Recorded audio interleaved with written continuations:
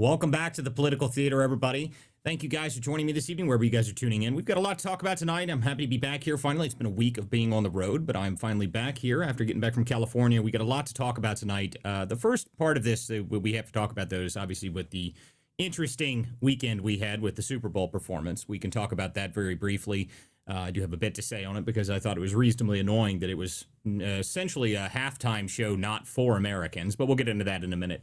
We're also going to go over what happened on the trip when I was out in California looking at some of the fraud investigations I was looking at there. Guys, it is amazing how much money is swirling around in taxpayer funding in California that they don't want you to look at. And then we're also going to go over the fact that it looks like TPS is finally being beaten in court. It's a good day, and that means that we're going to see a lot more of those. I think that the district courts are finally going to be starting to be overturned. The most recent one that just happened was with Kristi Noem from that's the Nicaraguans, I think it is. The reality is that it's not going to last for any of these groups, and it never should have because it's actually in the name, temporary protective status. It is indeed supposed to be temporary. So we're going to get into that. We're going to get into a number of other stories. But before we do any of that, make sure you guys share the space out. Make sure you guys share the link out to the show. And if you guys got something to say, you can always put it down below. I try to read all the comments throughout the shows, guys. If you guys are on Rumble, Substack, YouTube, wherever you guys may be listening, Apple, Spotify, if you guys are on there, make sure you leave a review. And if you guys have something to say, make sure you guys put it down below. And we'll be bringing people up onto the stage just here very shortly. So before we get into anything else, though, obviously, I want to talk a little bit about Mr. Bunny's wonderful halftime performance here, because obviously that's what everyone's talking about the past day or so. And, the funny part is I didn't even get to watch any of this. I was on a flight home from California, and I had no Wi-Fi, which was terrible. A full flight with zero Wi-Fi, and probably a good thing. But anyway, I was just writing the entire time. So I got to come back and see what, exactly what I thought it was going to be. And it was pretty much exactly what I thought was going to happen. It was going to be terrible. That the TPUSA people were going to pull away from it. But I think the more important part about this is actually what I saw today, which is I saw videos from people in the crowd, and I realized very easily, very quickly, that this show was not for Americans. It was an un-American halftime show, and I mean that descriptively. It wasn't as if it was an un-American show and it was something about as super anti-patriotic. And no, it just wasn't for Americans. It wasn't at all. The whole show itself, if you looked at the crowd, one, they couldn't even see what was happening. They couldn't even see the performance at all. The bushes were blocking everything. Everything was completely covered up. They couldn't see anything. The people in the crowd were essentially just standing there like, what are we watching? What we can't even see it. One, there was zero English. Two, there was not even the sign language. There wasn't even American Sign Language that was done, which is just incredible to me. I mean, the fact that they didn't even accommodate at all. There wasn't even a reference to having, captions or anything. So why exactly did they do that? The American halftime, like the American football audience, the NFL audience is something like 77% white and 70% male. So what exactly was the purpose of doing this? Well, the reality is that it's for the new global audience of the NFL. They're trying to grow their audience outside of just the United States. Now, the funny part about that is it doesn't really make much sense for them to do that, because the advertising that you would be doing, almost all of the revenue you would be making is from the American consumer. We are the world's consumer, so I'm not really sure, alienating your own audience while gaining a global audience that won't purchase anything doesn't seem like a smart decision to me. But, this is what they decided to do. And the problem with that is that, Americans happen to have a very competitive spirit to them. And as a result of that, when people started to realize that this was going to happen, that we're going to put Bad Bunny on the stage and his uselessness is going to speak to the world, that what happened as a result of that is that Turning Point showed up and said, we're going to do an all-American halftime show. Now, that's a kind of a problem for them because, 5 million people turned into that. And that's kind of an issue for a number of reasons because, well, if there's 5 million people that tune in, okay, 5 million people, you gave them the option and they just changed the channel. Now, keep this in mind. They started planning this only a couple months ago when they announced the fact that Bad Bunny was even going to be part of it. That's when the Turning Point people came out with this. So they managed to convince 5 million people to change the channel and watch something else during that. That is a huge number. And you can tell that the left is very upset about this because, well, the biggest problem with that is that they just did it. I mean, it didn't take them anything to. They've got 5 million people to tune in, and they're all oh, it's all bots or something. Like what evidence do you have that it was bots? Is there any evidence to that? I haven't seen any. The reality is that People didn't want to see that. They didn't have any interest in listening to a guy speak to them in Spanish for an entire halftime show, so they changed the channel. They were given a choice. And the problem is that if they do this every year consistently and you've got 5 million people that tune into the live stream, that's kind of a big deal. I mean, it is kind of a big deal. If they do, imagine if they continue it every year, it'll just get bigger and bigger. I mean, as far as I can tell, it looks to me like the #1 song on iTunes today is also Till You Can't from the new Kid Rock version of that he added a verse to, which I listened to today. It was pretty good. But the reality is that, nobody wanted to see Bad Bunny on the stage because the American football audience is not interested in that. You had a guy speaking Spanish. Only 20% of the United States population even speaks Spanish, by the way. So you played a entire halftime show for a non-American audience, and your intention was to grow the amount of people that watched it. Now, they got big numbers. They said they got 146 million or something. They're, oh my God, it's the biggest in history. Well, how many of them are from America, and how many of them from the key demographic that buy things in America? That's what I'd like to know. Because Turning Point, I can almost guarantee you that the 5 million people that tuned into them is directly within the key demographic. I can almost guarantee that. I mean, there's probably very likely, it's very unlikely that many people outside of the key demographic in that 5 million number that turned into Turning Point. So that means that they managed to pull away 5 million people of the best people that would be used for advertising dollars. That is a big deal. That is a huge deal. And if they do that every year and it grows, I mean, that will force the NFL to respond to it somehow. They will have to either reduce what they're doing with this stupid woke crap, or they'll actually have to put people on that people want to listen to. And that's kind of the whole purpose of it, I would assume, that Turning Point did this, and that's going to force them to do that. And as far as I could tell, I didn't see anybody I had people that were there that were actually at the Super Bowl. They told me people were booing. So that's not great. I mean, if you've got people booing in the stands during that, and you pay a lot of money to go to the Super Bowl, by the way, so I wouldn't be very pleased. So to me, I think that this entire event showed that the NFL has decided they want to go global. But in doing that, they're going to start trying to alienate even more than they already have. Let's not pretend that as if the NFL hasn't managed to alienate a large percentage of their audience for the past few years anyway, with all of the woke crap they've done. The gay cheerleaders, removing the names of certain teams. I mean, I was a lifelong NFL fan until they took my team away from me. I was a Redskins fan, so I don't even watch them anymore. I don't care about the games. I don't pay any attention to it whatsoever. So it doesn't really matter all that much to me. But watching this weekend was very interesting, just by the fact that there was an option and a sizable amount of people turned away from it. So as a result of that, it is going to force them to come up with something to respond to it. They're going to have to either put on what people want to watch, or they're only going to see another year where someone like Turning Point shows up and says, well, we don't have to watch that, so we're going to have our own show. If that keeps growing, it'll force them in the right direction. And that's the culture war. So they can play the game all they want, but the American consumer and the American taxpayer and the American people that actually buy things and do things, that's the audience you really want. And if you start losing that audience and you start driving people away from it, then that's not good news for you. That's not. And no matter what the left says, oh my God, it's all bots, it's all everything as well. Sure. How are you going to prove that the bots are doing that for the #1 song on iTunes right now? It's actually even funnier than just the #1 song on iTunes. It's both the Kid Rock version and the original version of the song. So there was enough people looking up both versions of the song that even the original version of the song out-topped anything that Bad Bunny did. I mean, I don't know what else to say other than that. That's hysterical. That means that their wonderful performance did not work out so well for them. But that's okay. They wanted to play the global woke game, and now they're going to lose. I think that as a result of this, next year they will probably put somebody that everybody else likes back on the show. And we'll see, because I think that Turning Point should just keep doing this every year anyway. If they do this, why not? I mean, it's free. It's a free show for them, essentially. They just put out a giant live stream. I guarantee you it was a massive success for them. And just by the fact that you got 5 million people to change the channel, that is not an easy thing to do. 5 million people. That is a lot. And as far as I looked at it, the last time I saw the views across all their platforms, they had something like 30 million views total. That's more than the actual Bad Bunny one had as early today. The NFL's YouTube channel that they put out, that one had less views than all of the Turning Point stuff, which is pretty funny. So I don't think that's a good news for them. I think that they're going to have to respond to that and actually put people on that they care about. But we'll see. They want to be a global group. They want to advertise and do international games in other places. But the reality is, again, the Americans are the only people that buy anything. So go ahead.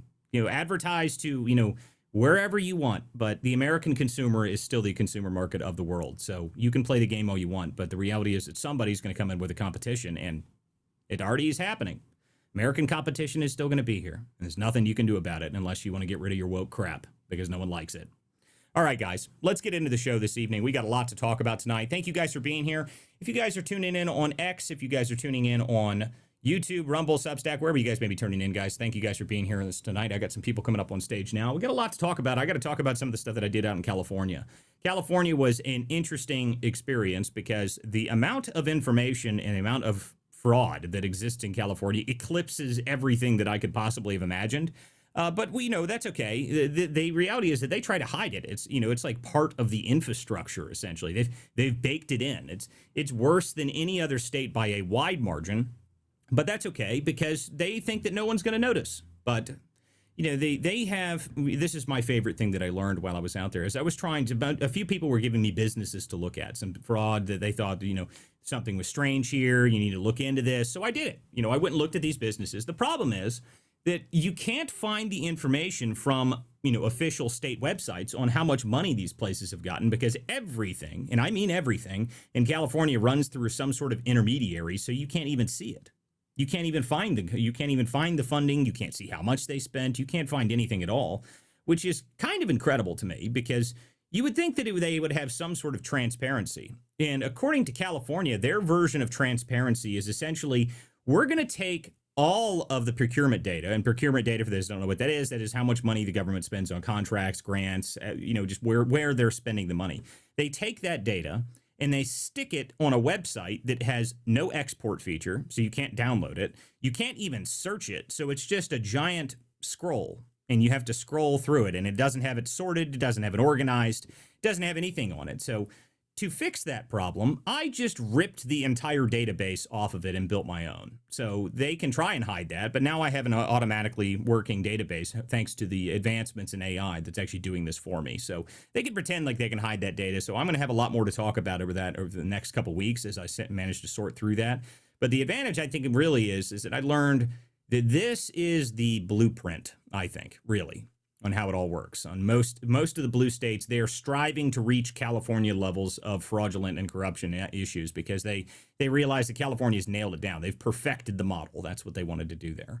And I think that that's going to be fun to look through once I actually get some more information on it. So we'll be talking about that as we come along here, guys.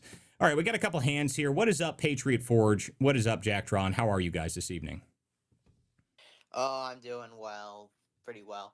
Well, I'm actually just a little bit also kind of pissed off about the whole halftime show, just because it really just shows how much disdain these people have for American citizens and American way of life. So, and now with that, really the takeaway I saw from the halftime show is that this was a great ad for deportation. So I want the deportations now to amplify over 20-fold.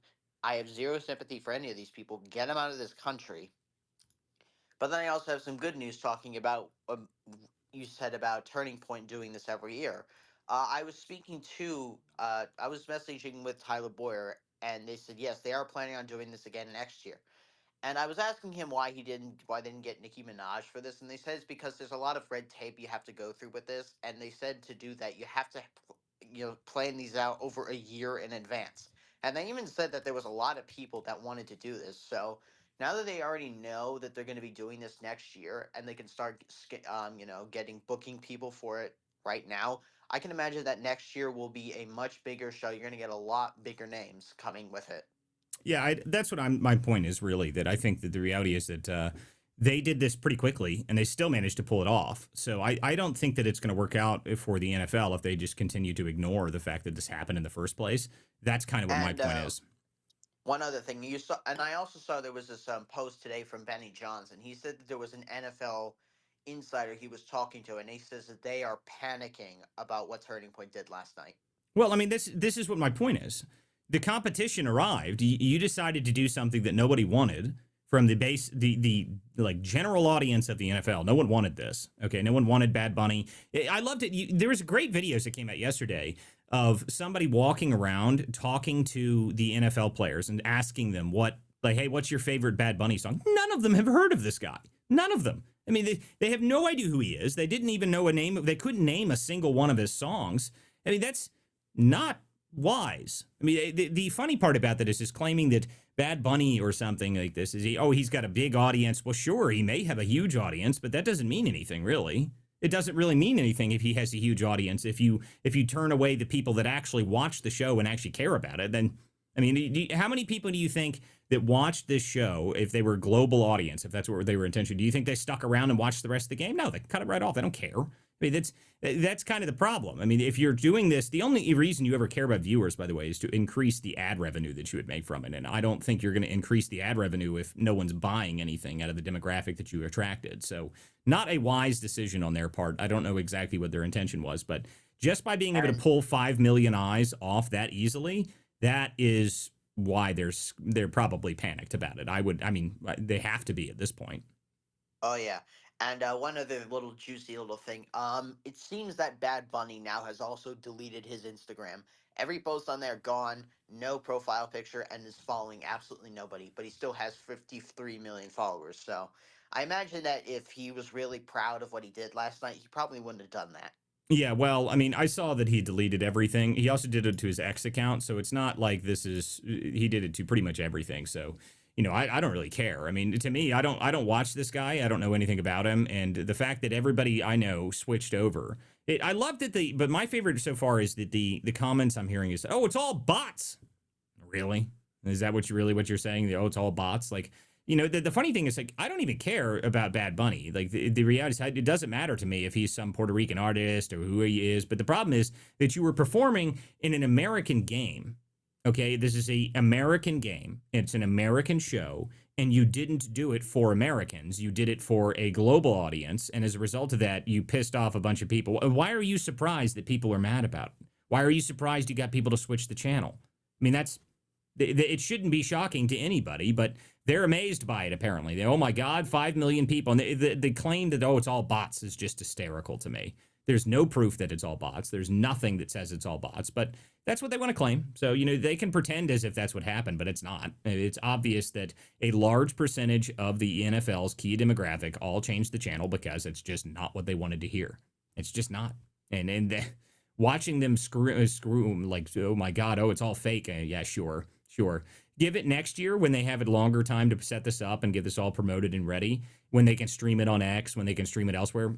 This will be even bigger than it is currently. And the fact that they were amazed by that is pretty funny to watch. Go ahead, Patriot Forge. Yeah, thanks, Walter, for having me back on. It's always so nice to be here. I would say even we should get a step further, and it would actually be amazing if we would be able to get TPUSA to compete with the NFL in football. I think if they could pull something off like that, that would be amazing. Well, the reality is that I don't think that that's going to happen, mostly because all of the talent exists within the NFL. There's been a couple of leagues that have tried to do this over the past few years. There's the XFL. There's been a couple of the other ones. But the reality is you don't have to. You don't have to compete with them on the game. Like, if you don't want to compete with them on the game, you don't have to. Just give them an option for the other side of it, which is the halftime show. I mean, if you have an opportunity to change the channel and you get 5 million people to do that within a day, I mean, that's pretty impressive, to be honest with you. It doesn't matter what people say, honestly. You can't deny it. It already happened. So, just by getting that many people to turn into it, that's already a success for them. That's already a success. It doesn't really matter. But anyway, go ahead, Jack Tron, if you got something else to say, you got your hand up. But guys, if you would like to join the show, you're welcome to do so now. You can come up here and join the show and you get something to say. You can always put a comment down below. Make sure you guys share the link out. We are just now live. We do have other things we want to talk about with the TPS status that has now been revoked. Looks like that is done. The Ninth Circuit actually approved the removal of TPS for Nicaraguans, which is good. That means that, the fact is that all of these are going to get overturned. All of these TPS, this is just more activist judicial activism just trying to stop this. It's never going to work. It was never going to work. And this is just yet another example of it. The fact that they have to keep doing it, all goes back to the Supreme Court's foolish decision to give this loophole, to leave a loophole in there for for the class action lawsuits. They were hoping that would have kind of preserved the ability to them not do. But of course, the moment that they left that loophole open, that's every single judicial activist in the country moved forward with using that as the way that they're trying to keep these cases moving forward. It's not going to work. It's not going to work. I mean, it's going to keep getting overturned, and they're going to keep having it canceled, which it should be. Look, TPS is a ridiculous system, okay? The fact that we need to provide everything for a whole group of people from the third world because their country sucks is not something that I want to keep doing. And I don't think anybody else wants it either, but, they're trying to claim that, oh, my God, it's terrible, it's racist, it's whatever. I don't care, all right? I mean, that doesn't matter to me. Your reasons for keeping it aren't legal in my eyes. It's temporary. We should have revoked it for many people. The fact that some of these TPS status has been existed for years at this point is absurd. Okay, it's absurd that they've been there. How long did the Somalians have TPS status? And of course, I guarantee what's going to happen on that, by the way, is the day before they intend for that to end, that there's going to be someone that comes out and tries to block it. They need to get this stuff up to the Supreme Court so they can get this ridiculous way that they're going about this overturned. But it's probably not going to happen. They're just going to let it go through the courts, and it'll be appealed each time and then finally be canceled out. But it's still obnoxious to watch in the first place. Yeah, and one other thing, they want to claim we're all the racists when what you see on their side, the open calls for genocide against white people. So let's just keep that in mind. Well, I mean, no one cares about the claims of race. Like, I love it, the people that say that it's all racist, everything that we do and everything that we say is all racist and everything. Like, it doesn't mean anything anymore, okay? Like, it just, you've overused the racism term too much to the point that no one cares about it anymore. I mean, it just doesn't affect people the same way as it used to. You're trying to claim that everybody's racist, even though you've been claiming everybody right of center is racist for 15 years now. It just doesn't do anything. It doesn't mean anything to people. They don't care. It's the same problem they have with the claims of everyone's a fascist too. This is why they can't stand someone like Nick Fuentes, because the reality is you've overused the term. They don't care. Okay, you can't make people care about something, especially if you've spent their entire adult lives claiming that anybody that has anything that's right wing is a fascist idea. It just doesn't have the same effect on people anymore. Same thing with racism. The racism stuff is all gone. No one cares anymore. It just doesn't do anything. It's like why the video that, like, what was it? The election fraud video that Trump shared, that 1 second of it had the Lion King video. Yeah, that had 1 second of a Lion King snap within it. Everyone's, oh my God, it's racist. No one cares. Okay, like, just no one gives a damn. It was actually just objectively funny if you watched the whole thing. I did watch it. It was hysterical. No one cares. I mean, the problem is that they're trying to claim that everything is racist and the end of the world just doesn't do anything for people anymore. It has zero effect on the way people think about it anymore. You're not going to convince people that, oh my God, it's all racist, everything's the end of the world. It just doesn't matter. Okay, like, you can't keep screaming the same thing over and over again. Eventually people just stop caring, which is exactly what's happened. It's exactly what's happened. So I don't know what their intention is. But Jordan, what's up, buddy? I haven't talked to you yet. What's going on, brother? Just regular day in the office. You know how it is. Yeah, well, it's been an interesting week of the office this past week with the advancements in all of the AI tech that we've been building out. It is kind of incredible how much things have changed. Just being able to get the Newswire stuff that I'm setting up now is going to be a huge change. Yeah, I don't know if you guys have been paying attention to a lot of the stuff that's happened over the past week or so, but anybody who thinks that the AI stuff is like getting always on a slow pedal, oh my God, we're in a bubble of some kind, haven't seen some of the advancements that have happened over the past week or two. It's been something else. I've never seen anything like this. So I think now we're starting to reach the point of what can be done with AI. That's going to be the next phase of this, which I'm very much looking forward to. Yeah, to be honest with you, if people are questioning or don't know right now, I suggest you take a week and just learn. Yeah. Honestly. Yeah, I agree with that. I think everyone should take a little bit of time to update themselves on what's happening right now, because it really is something else. My guess is by what now? I'm sorry, Malter, I didn't mean to cut you off, but You're for fine. those of us who haven't really, not really understanding fully, could you maybe just give us a brief summary of it? Yeah, I mean, I can explain it briefly. The problem is that the original versions of AI is that, it was kind of like, I don't know, an advanced Google search. I mean, you just type things in and it gives it to you. I mean, some people that were better at using it can make it to, do certain things for them, write things for them, research for them. But the newest versions of this, the new advancements that have come out now, the bots themselves that you can create can do things for you without you telling it to do them. That's what the difference is. I mean, it's an autonomous system finally, where it can actually go out, find things to make useful for you, and then do it without you even telling it to do that. That is the change that's happened over the past week or so. I mean, just being able to set something up so it automatically sends you notifications, it automatically sets up your calendar, automatically does it. My guess is within 5 to 6 months of this new stuff that's come out, guys, that you'll be able to have a bot in your pocket that you can just talk to and tell it to do things, and it'll just set it up and do it all for you. I mean, I think that's how close we are to this now. At this point, I don't ever think I'm going to have to write a spreadsheet ever again, write out a presentation ever again. It'll just be able to build and do all that for you almost instantly. I think we're at the point of elimination of jobs. Oh Is yeah. the way is of where we're at. Oh yeah, for administrative style jobs, absolutely. Yeah, if I was able to do what I was just able to do over the course of like the last week and a half, 2 weeks, um, if you have like a good, like probably a good IT team, they could wipe out probably sales, marketing, and probably every administrative job out there. Like you could probably save yourself somewhere in like tens of millions if you're actually like a major corporation. It's laughable, to be fair. Yeah, I mean, it really is. It's the kind of things that this can do. You know, when AI first started becoming popular, when it first started changing things, I started being able to use it. I claimed that it was, it was essentially makes you being able to change your work output from, one person to 15 to 20 people. I would say that now that's probably like more like 50 to 60 people. I mean, that's that's a conservative guess, I would say, on this. I mean, I would it's say that's a conservative guess with just one machine. If you have three yeah. machines, you can wipe out a quarter of the. If you have 1,000 people, you can wipe out 100 just on this week. Between Monday and Friday, if by Friday you gave like your IT team exactly what you and I have been able to produce, I swear, if you have 1,000 employees, you cut that down to probably like 750 by the end of the week. Like you'll know by that end of the week that by the end of February, you can let all those people go, and they genuinely, it would not affect your company whatsoever.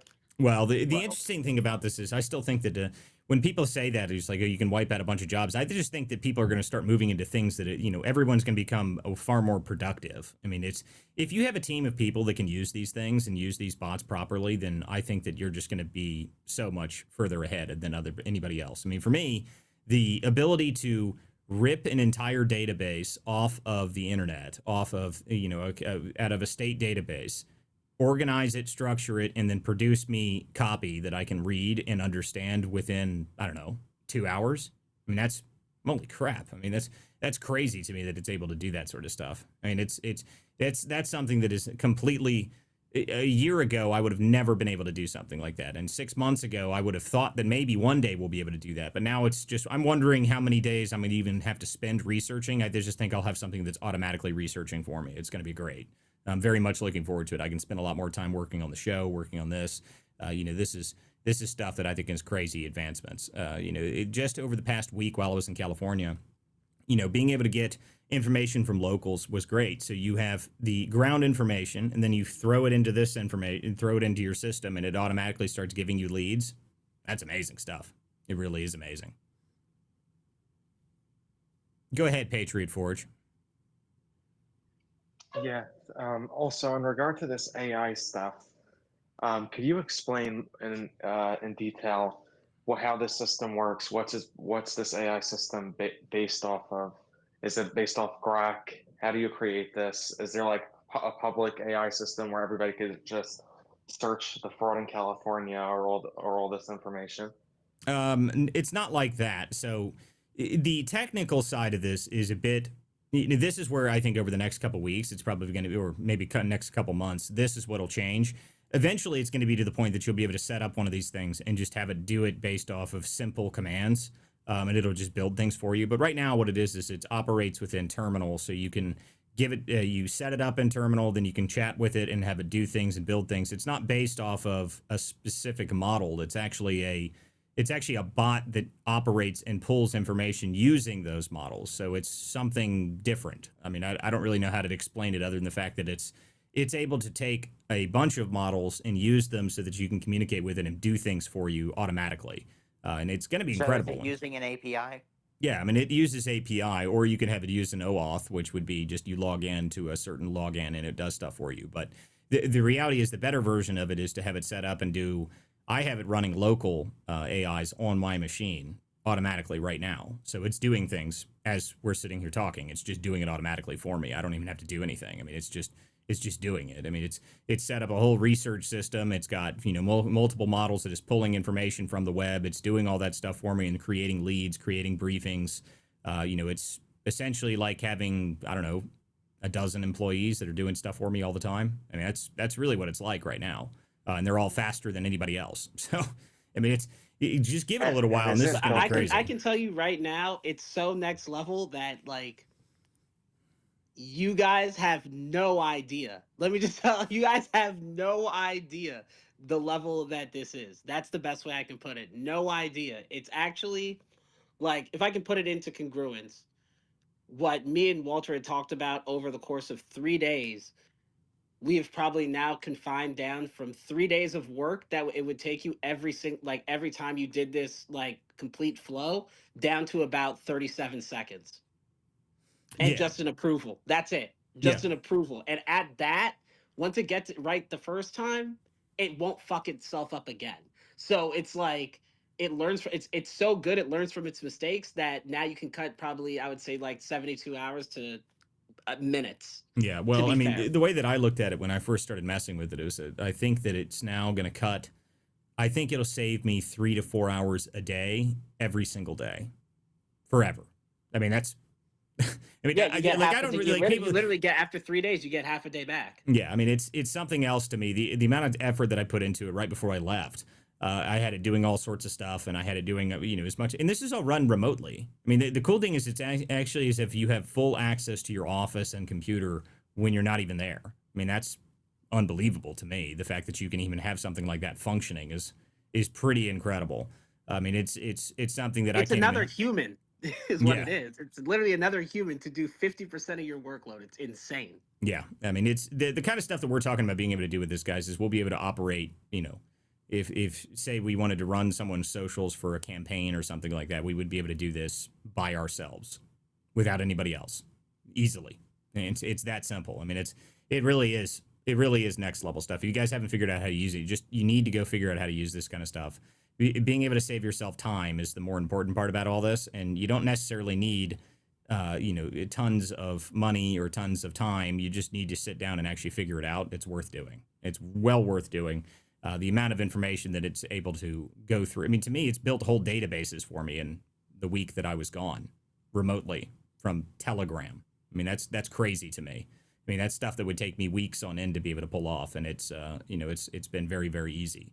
So it's pretty amazing. And just give it a 6 months. My guess is it's going to be user accessible to the point that somebody will come up with a version of it that's it's running on a single chatbot that everyone can talk to, and it'll just do it all automatically, and you'll pay a flat fee. That's what I think will eventually happen from this, and that's going to be something else to watch. So in terms of elimination of jobs, I still am of the mind that elimination of jobs is kind of you don't really know that, because once you have the jobs, if you can just do more things, I mean, maybe they can do other things. I mean, this gives those people more time to do different things. I'm sure some of them will be eliminated, though. I mean, the reality is, if you're just an administrator that like all you do all day is like send files around, yeah, you're screwed. Yeah, you better find another line of work, because this is going to take that job in like 8 seconds. So I don't think that's going to work out for those people. But if you have something like specialized, I think you'll be much better off. So I just tell everybody go use these things and figure out how to use them, because if you don't, somebody else that is using them will take it from you. So that's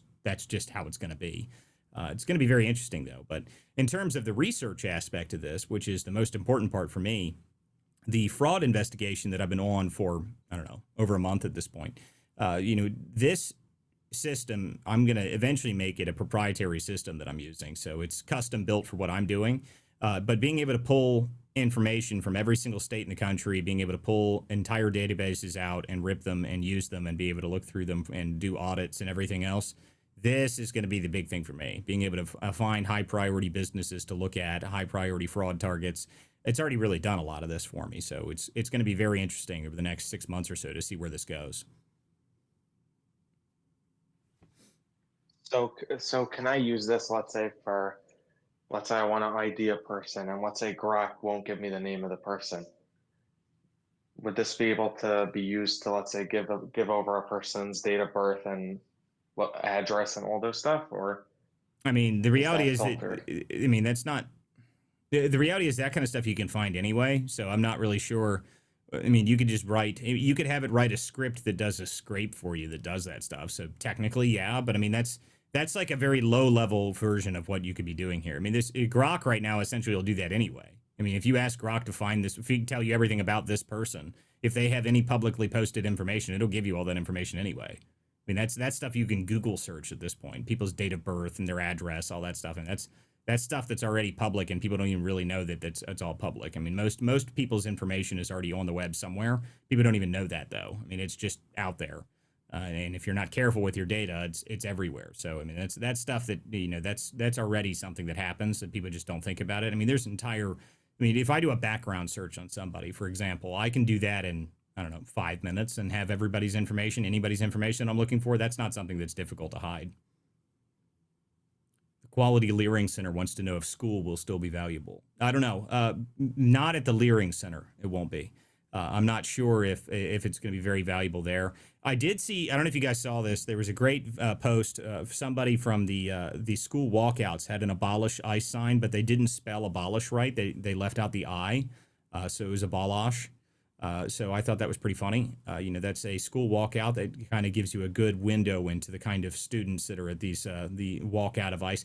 I always thought these are so funny when you hear something about a school walkout. Do you have any idea how many students, if you give them the opportunity to skip class for any reason, will just take that opportunity immediately? Of course they will. I mean, oh my goodness, there's a walkout of class. Every single student in that entire school is going to be, oh, hell yeah, let's walk out. Like, we don't have to go to class today? Great. I mean, it's a laughable idea that the high school students care a whole bunch about ICE, but if they get to skip class, then sure. I mean, they'll take that opportunity in a second. I know every single one of them would. That's amazing to me that we have to pretend as if high school students don't want to go to class. Very few high school students would not take up an opportunity to skip class. I think that's just normal. So watching the abolish ICE school walkouts have been very funny to see to me. I don't think anybody cares, but of course, skipping class is the highest priority for almost all high school students. So I just find those amazing to me that they're even happening in the first place. I did see that, back on our topic of Bad Bunny here, the president had a interesting response to it, which I thought was pretty funny, just saying it was an un-American, essentially atrocity, which I thought was pretty good. But I don't know exactly what anybody thought about that entire event, if they thought it was good. Watching the left try to defend it has been very funny, though. It's been very entertaining to watch that. So I'm not entirely sure what they thought they were doing. But all right, we got somebody else coming up here on show.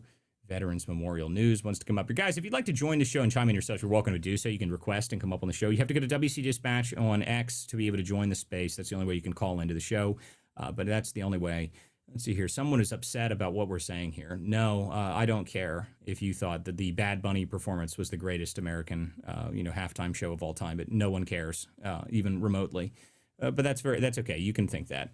Okay, we have another request to come up on show. You guys are welcome to come up here if you'd like to. Make sure you guys share the link out for what we're doing here this evening. You guys are welcome to come up here if you want to. If you got something to say, if you got something on topic, or if you have something off topic, you can come up here and ask me questions, anything you want to talk about. For the fraud investigation, guys, all those stuff, this coming week, I'm going to be going down to Florida to meet with a group of people to talk about this investigation going nationwide. The next places we'll be hitting we're going to be in Dearborn, Michigan. We're going to be in Wisconsin. Then we're going to be going through the Torch Network across the entire country. So it's not going to be slowing down. This investigation is continuing across the entire country. I'll be back in California reasonably soon, actually, because California was a lot. There's an article I put out about it earlier today. Go to WCDispatch.com. You can read the article. That kind of gives me a realization that the system and the blueprint that they have there is probably the most important part that I learned from that. But there's going to be way, way, way more to go through. So we're only at the beginning of this just now starting some of the stuff in California. So I think that's going to be a lot more. I think I'll have to go back out and spend probably a week or two in California to really get a full view of it. But that'll be happening probably later in the year. I've got some other places I need to go. Now, hopefully I can find some that are in warm areas. It is like 5 degrees here in Ohio. So I'm not very happy about the fact that I came back from 80 degrees in Los Angeles to 5 degrees here in Ohio. That was not a pleasant return for me. So the next place I go after is Florida. So that'll be nice to have some more warm weather. But I'm going to try and like schedule it so that I only go to warm places for the next couple months, because this snow crap up here is terrible. Okay, the Veterans Memorial News, you came up here on the show. How are you? Hello, good evening. Hi, thank you for the microphone. I appreciate it so much. Super Bowl, yeah, super bad. Didn't even watch, couldn't even watch. Wasn't even worth my time. Just wanted to chime in. Everybody, read a book, do something with your time, help someone. And I appreciate all your hard work that you're putting into the show. So keep up the great work. Thanks so much. Darmama, you came up here. How are you? Hi. Wow, you're just blowing my mind, and you're not very far into the show yet. Whoa, thumbs down. I don't know what that's about. Whoa. Anyway, can we talk about ice in Minnesota for a sec? Absolutely. I'd love to talk about ICE in Minnesota. It looks to me like they are arresting lots of people in Minnesota now, which I'm very happy about. So go ahead. Yeah. Well, I just had a question. I mean, I just wonder what I wanted to run it past you, just see what you thought. Do you suppose that Trump, through Homan or whatever channel, did they make a deal possibly um, with Walls to get him to stand down, and maybe even Fry, but with respect to all the fraud and everything that seems to be implicating Walls. But do you think they might have made a deal with him? Like, we're going to go easy on you, or you're not. I don't about as far as prosecuting him. Just Maybe. like, I mean, how did they get him to stand down after all of that? Well, I mean, that's a good question. I would say that the part of this is probably because of the signal chats that came out that had a lot of people that were implicated in it. It seems to me that after the signal chats were released and all of that stuff came out, that they started to change their tune reasonably quick after that. So what that actually means, I'm not sure. I mean, if it's directly related to it, I don't know. I mean, it's difficult to say, to be honest with you, if that's how that worked, if they actually managed to get them on a number of things. Who knows? That's the reality there. I mean, it's whatever they did, they seem to change their tune significantly, because not only are they doing that, they're also arresting lots of people. I've been seeing lots of different arrests across Minnesota. I've been seeing, the activists showing up outside of these places, and they round up whole groups of them and arrest them. I did see Jake Lang had his, whatever it was, his next ridiculous, escapade there that managed to get a whole bunch of them rounded up very quickly. I will say, Jake Lang, his clickbait antics really do not, I'm not very impressed by them. I don't really like them. I think they're annoying. But at the same time, no one pisses these people off like he does. I mean, he's riding around in a U-Haul with a cross, playing Ice Ice Baby. So, I mean, that was hysterical. I mean, I can say nothing other than that was very funny. And watching the woman screech and yell at him and sprint after the U-Haul truck might have been the funniest thing I've seen all week. So that's, I mean, the reality is that whatever changed to be able to get people arrested and change is a good thing. It looks to me like they finally bent the knee to what needed to happen, what should have happened in the first place, to be honest with you. They should have never allowed it to get as out of control as they possibly did. I mean, the reality is that the two people that died, that only happened because the state local authorities did not work with ICE in the first place. ICE is not supposed to be the ones going out and doing this insanity, going out doing community arrests. That's not ICE's job. ICE is supposed to be able to just pick people up. I mean, that's what ICE is supposed to do. You enforce an ICE detainer, ICE arrives, and then you arrest those people and you take them and deport them. That's how it's supposed to work. But when you refuse to work with local law enforcement and the local law enforcement refuses to work with the feds, then this is the result. Now, the result is the chaos that you saw for, I don't know, a month. I mean, it was completely out of control for a month or so. And the reality is that if the locals had actually worked with the feds, none of that stuff would have happened in the first place. So what changed? I don't know, but I will say that it seemed very convenient that the signal chats and all that stuff came out right when all that stuff changed. So who knows what the deal was that they struck with him, but whatever it is, it seems to be a good thing, because at least we're not seeing the endless, constant chaos. I'm still seeing lots of these people protesting, but it doesn't look to be as bad as it was just a month or so ago. So I don't know other than that. There must have been some sort of deal struck that was pretty significant because Tom Homan's there. He's on the ground actually dealing with it now. So I assume that means that something changed significantly because it's obviously a big difference. I'm watching some of the Antifa, specific Antifa people getting arrested, some of the more important people getting arrested. That never happened before. So I think that's a good thing. Yeah, can I ask another quick question? Go ahead. This is sort of related to ICE. You know how they're trying to, they're, I think at a national level and in some, as well as state or cities where they've come up with their, 10 or 12 items that, they want legislatures or city councils or whomever, or even Congress to pass. But do you know what I'm talking about? It's like their wish list for what they want ICE to stop doing and how they want it to go along. But one thing they're gonna, they're talking about, accusing of racial profiling and stuff. And I was thinking that if we had like at least 3 million people, let's say, gotaways during, well, there's plenty of them already here, but during the 5-year period with Biden, there's no way you're going to be able to find them or know anything about them or even check on them because they were the gotaways, and I don't see how you can avoid going into a community and asking people, or, what they call Gestapo tactics. So we just, in the end, going to have to just let them get away. What do you think? No, I mean, you're not going to let them get away. The reality is that they eventually have to do something about the ridiculous nature of what's happened. The ICE protest, all the stuff that they've done in the first place. This is all a reality that it is because of Biden. All of these different protests, all of these people that they have to go into the communities to get is because of Biden's ridiculous policies. So, I mean, sorry about that, guys. I'm trying to fix the audio there. But that is all Biden's doing. So at the end of the day, they are going to have to fix something here. They're going to have to go after these people, and they're going to have to go after the change, really, though, is that local law enforcement and local authorities need to work with the feds to be able to enforce this stuff. Otherwise, it's just chaos.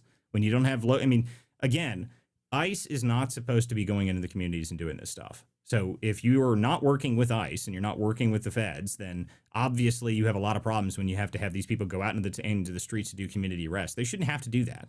They shouldn't have to do that. And if that's what's changed, really, it seems to me that they're allowing people to be arrested, which should have happened, I don't know, months ago at this point. So, what happens is the amount of people that they got away and all the people that came into the country, we don't even know the number. That's the reality of it. The catch and release policy was even worse than just the 3 million gotaways that you're talking about. It's way worse than that.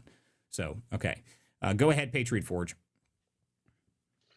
Yeah, and then also 2 more things, Walter. One thing is I've infiltrated a couple group me chats in the Minnesota area and around of anti-ICE people, and I did uncover some person that wanted to shoot a person that pulled down anti-ICE sign. That there are anti-ICE signs, and I need to ID the person. I have all the person's information, their name. I don't have their date of birth.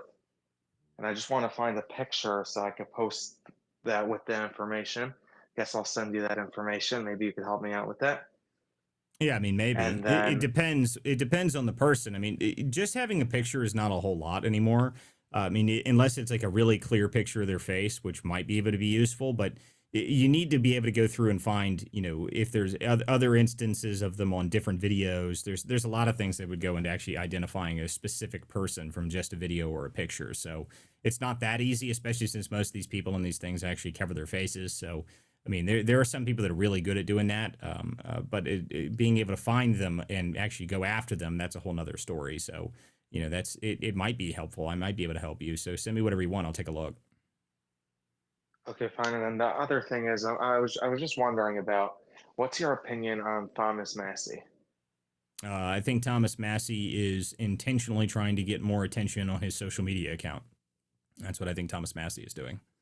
That's all this guy seems to care about these days is how much attention he can get on social media. I mean, I don't really care about Thomas Massey. And people like this guy. They've talked about him for years. He's acted as if he's some sort of amazing person in the House. But as far as I can tell, he is nothing but a blowhard that tries to get more people to pay attention to him. The Epstein stuff, though, I'll tell you right now that the Epstein stuff has been very interesting over the past week or so. And I don't really normally care about this stuff, but some of the emails that have come out of these things are pretty wild. I mean, they are pretty absurd that have come out of this stuff. I mean, the direct emails saying very, very, very disgusting things within them. That's the kind of stuff that was actually, I mean, anybody that says, oh my God, that they need to release all the files. Guys, the files that they have released, I mean, this is pretty significant stuff, I would say. I'd say that the stuff that has come out from this new giant 3 million page, whatever the hell it is that came out in this most recent trove, that's a hell of a lot of information. And I definitely think that it has a lot more interesting information in than anything else that has ever been released.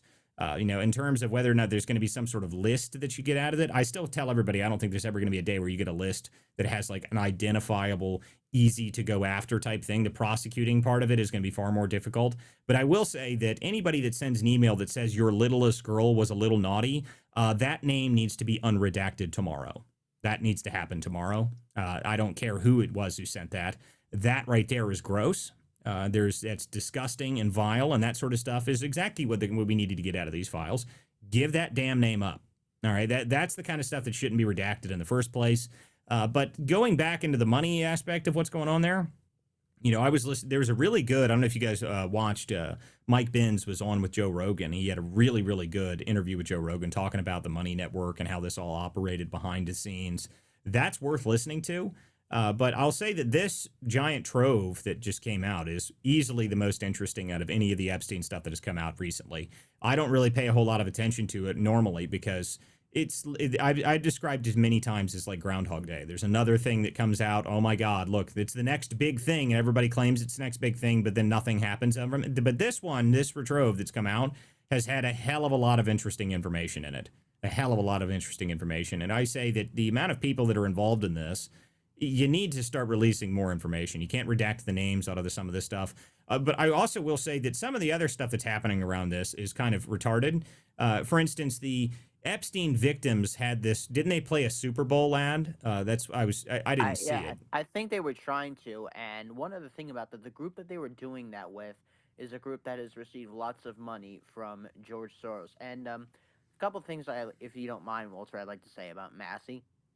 I mean, go ahead. I don't like Massey at all, so go ahead. Yeah, I'm saying, like, Massey, I think he's just, like, a total piece of shit. He goes around saying, like, oh, my God, I have these names of people, like, either, like, he said he had the list of 20 names of potential co-conspirators. Listen, but this is the problem I have with this, okay? Anybody that says that sort of stuff, like, okay, if you have it, then why aren't you releasing it? All right? I mean, this is the same problem I had with the people that were supposedly going to do this. They were going to do this Super Bowl ad, but the thing is, they're not gagged.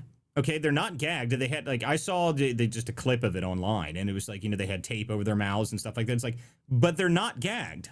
You can say it right now, like, to be honest with you, right now, do you think any of these people, if they released names and they started talking about the names of people, that there would be any sort of public support for the people that they started talking about at all? I mean, really? I mean, like, at the end of the day, no, that wouldn't happen. Okay, so if you have the names, then just release them. Okay, if you have names and you have information, just release it. Okay, there's nothing right now that would stop you from doing that. Nothing. Okay, the same thing with Massey, same thing with, at one point Marjorie Taylor Greene said she was going to read stuff on the floor. Like, okay, but do it. Okay, so stop just parading around and acting as if you're going to do it. There's nothing stopping you from doing this stuff, especially if you're a member of Congress. A member of Congress can take any of that stuff, go straight to the House floor, and they actually can't be sued for defamation of anything they say because anything on the House floor is protected.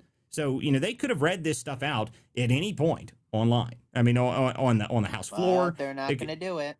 Well, of course they're not going to do it because this is all a game at this point. It's become ultra politicized to the point that it's just gross in my eyes. I mean, that's what I can't stand about it. Just using it as a political game the entire time. And listen, the victim group here, or whatever this group is, at one point they were represented by some super, liberal woman. I can't remember what her name is right now, but you're just watching that. And that was one of the press conferences they did. It was just, like, if you have these names, there is zero things stopping you. In fact, I saw this over the week, over this past weekend, that at one point, when it was specifically referencing this the Super Bowl ad.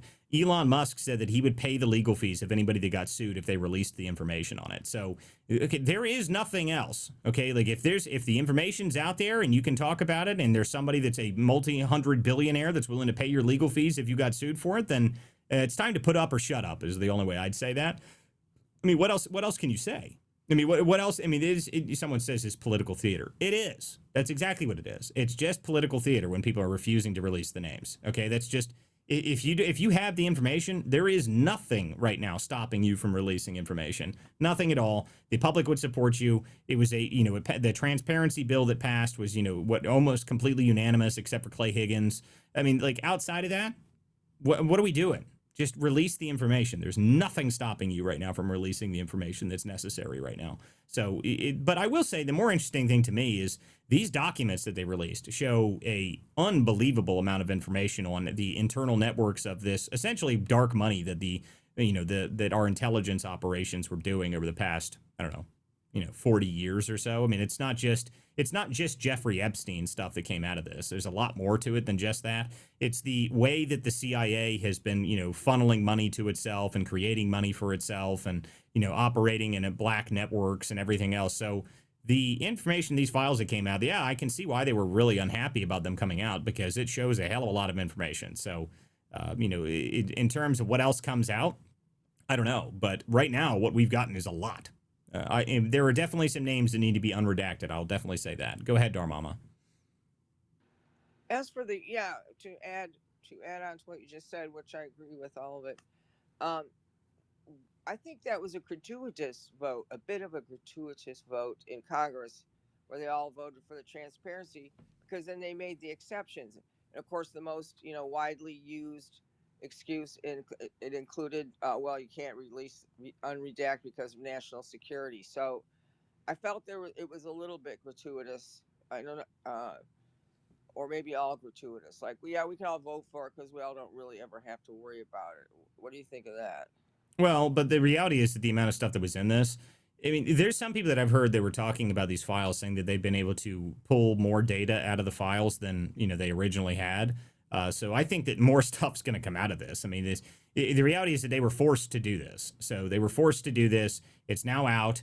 There's nothing they can do about it. And the CIA is obviously not very happy about it. So what happens next? I don't know. I mean, everybody in the Epstein world is constantly saying that, oh, this is the next big giant thing. And I'm more just saying that at least now there is enough information in these files specifically that there are very specific things that you can ask for. Okay, like the emails where some of these things are weird. I mean, did you guys see the whole thing about the possible of eating of human meat? Like that was probably the craziest thing I saw over the weekend. That was Osmongold found something. They said that people were going nuts over the idea that they were eating jerky and they were referring to jerky as like human flesh and something like that. I was like, good Lord, that is just the craziest thing in the world.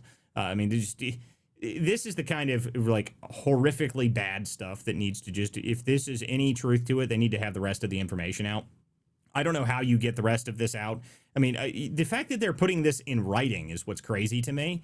I mean, that's some of the stuff they were saying that it's, we're going to walk the jerky. We're going to walk the jerky over to Epstein's. We're going to see you in Little St. James later. We ran out of jerky. My dog ate all of the jerky, and like we need to get more jerky. I mean, it's like, good God, this is holy crap. I mean, if that's actually what they're talking about in this is just the most horrific and terrible thing ever. So I mean, I don't know. Yeah, I mean that would be insane. But another email that was found today was that in 2006, it appears that Trump actually called the cops on Epstein and Maxwell. He called her, quote, evil.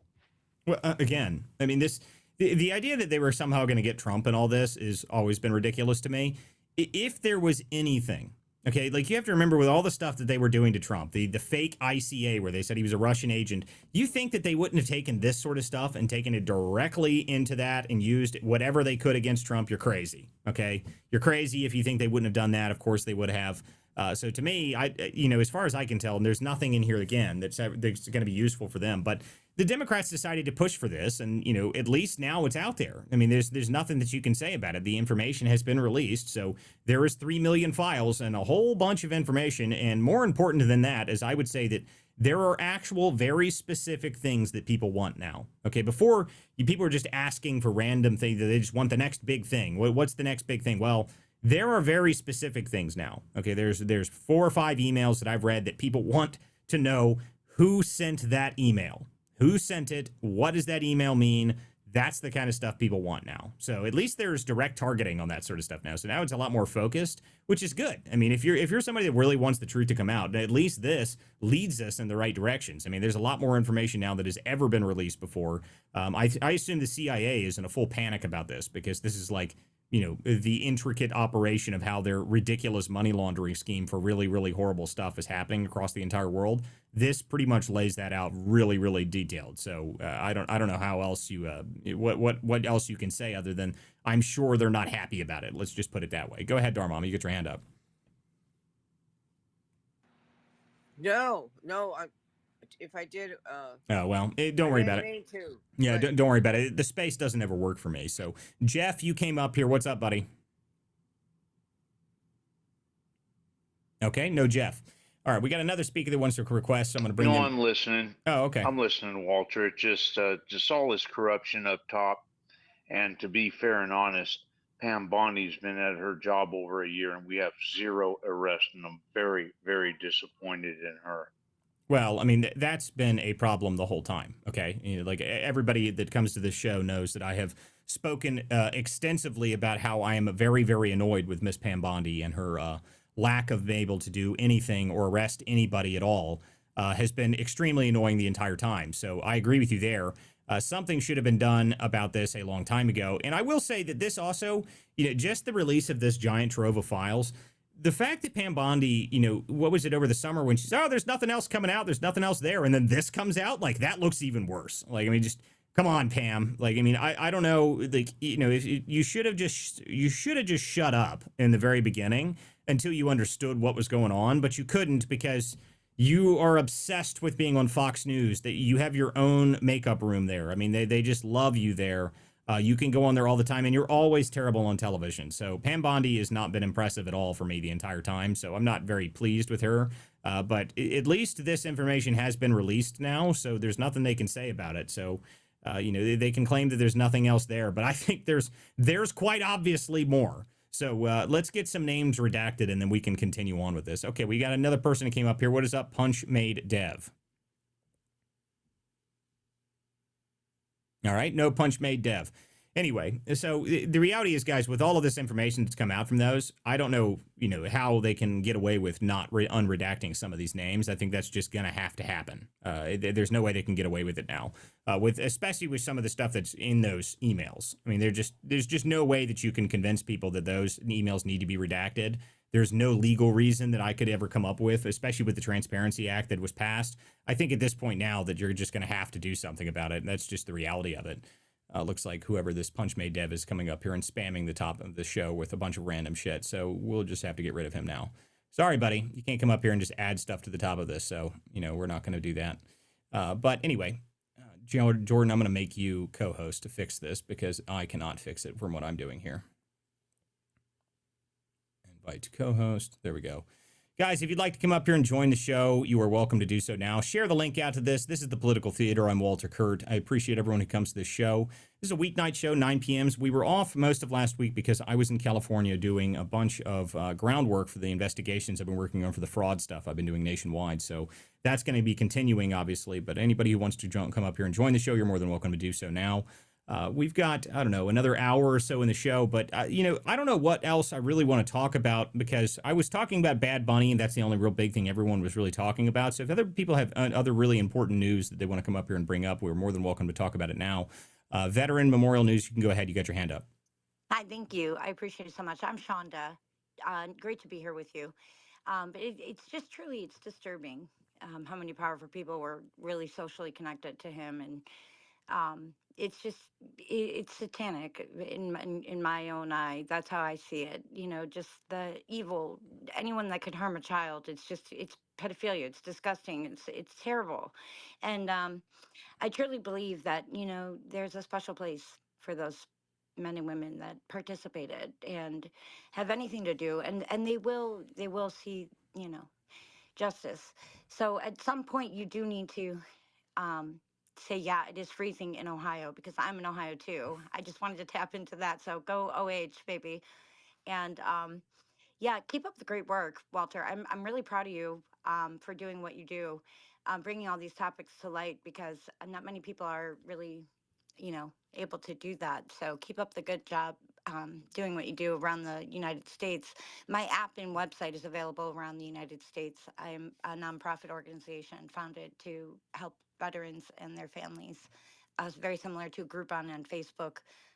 Everything is free that we do, though. We don't charge veterans anything, and we service businesses by giving them a platform to describe whatever perk or incentive they offer at 30 different industries we across the board. So No, thank you that's for the great. microphone. Well, of I, course, I you're more than welcome to yeah. come up here and join the show. In terms of what I do, to me, this is just, the investigation stuff that I do nationwide. I appreciate everybody who supports it. If you want to support me, you can go to wcdispatch.com or you can subscribe right here on X. If you subscribe right here on X, you get behind the scenes on the investigations that I'm working on. So that's the only way you can see what I'm working on next and what's some of the more internal side of that. So you can join there and you can do that. But WCDispatch.com is where all the real work is published at. I do publish on X sometimes in the bigger articles, but obviously the show is more important on X for me. So, but that's the internal side. So if you want to support what I do, that's the best way to do so. But this is not going to stop. The amount of the fraud investigation's been amazing to me because it seems to me that now the amount of people that are focused on it's going to be only growing, and I don't think it's going to go away. So, Jack I Tron, wanted go to ahead. tap into Clinton. I really wanted to touch on Clinton because I know he's, been, said to be in those files. How do you feel about Sir Clinton? The Clintons, if anything happens to Clinton, I will be amazed. I'll just say that. There was something earlier today. Did you guys see that Maxwell came out, or her attorney came out, said that she was going to exonerate the Clintons and Trump or something if they gave her clemency? Like, okay, look, the whole idea that Maxwell is going to get clemency is laughable. You're not going to get a pardon, sweetheart. You better just hope that you get a nice, comfortable jail cell for the rest of your sentence because no one's giving you a pardon. That ain't happening. There's a couple people asking about Bannon's connection to this. I don't know. This is another thing. It's Elon Musk despises Bannon. The two of them hate each other like with a burning, firing passion. So I don't really know how much is really related to it, but. I don't pay much attention to Bannon these days, so I'm not really sure his direct connection to a lot of this. But I would say that pretty much anybody that had anything to do with anything apparently had a connection to Epstein somehow. It doesn't necessarily mean what every single one of those people was part of a criminal group, but I'm not entirely sure what else to say on that. I mean, there's whether Bannon is a criminal or not, or involved directly in all this stuff. I don't know. That's if I see more detailed information, maybe I'd be able to speak on that. But I haven't seen anything directly detailed to that. There's a couple people asking about Savannah Guthrie. That is something I did want to talk about a little bit because over the weekend that was a absolutely insane updates on that. It looked to me like there was possible that the sister Annie Guthrie and her husband may be involved in this. That whole story just got wild over the weekend. That was kind of a full true crime event. So that's worth talking about a little bit here. There was someone that posted this earlier today, and I don't know if this is true or not. Did you guys see that apparently the guy, whatever his name, the Annie's husband, that guy hasn't been seen for like a week? Is that true? Does anyone know on that? I brought Jared up here. Jared might have a more updated on this. He's been following this story pretty closely. Jared, are you here up now? Hey Walter, hey Jordan. I'm not sure. He has a weird name, I can't pronounce it, but it was interesting over the weekend because obviously the investigators went back to Annie Guthrie's house, and according to a reporter who, I mean, he says he sleeps in his car while he's investigating it. Contrary to the media journalists who are, they get fancy hotels from their outlets, and he said that he saw luminol being used in Nancy Guthrie's daughter, Annie Guthrie's garage. So obviously, luminol is used to obviously uncover hidden blood, maybe traced up by bleach or something, some sort of that. So it's just very interesting. Obviously, the deadline expired today at 5 p.m. Eastern, or 5 p.m. Arizona time. Either or. Obviously, the time has expired, and they were asking the potential abductors were asking for 6 million in Bitcoin, and then Savannah released that video just some 2 hours ago saying, not even saying that she's going to pay anymore or asking for proof of life, just saying if anyone sees or hears something, because there has to be someone, right?